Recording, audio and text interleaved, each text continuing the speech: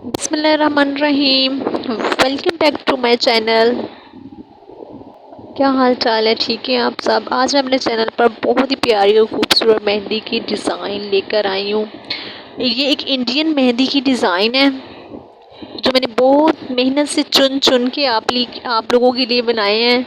तो please video को and तक देखें। बड़े चुन चुन के लेकर आई हूँ। ये है फुल इंडियन मेहंदी, इसमें और कोई भी नहीं है। ये देखिए मैंने लिखा भी हुआ है। और तो मेरे चैनल को ज़रूर सब्सक्राइब कीजिएगा ताकि मैं और भी जो भी वीडियो आपको अपलोड करूँ तो सबसे पहले आप तक पहुँचे और आप इसको देख सकें। और वो क्या कहते हैं, वो बेल आइकॉन को भी ज़रूर दबा दीजिएगा। तो देखिए और बहुत प्यारे और खूबसूरत डिज़ाइनिंग है। ये देखें, वाह, ये देखिए कितनी खूबसूरत है।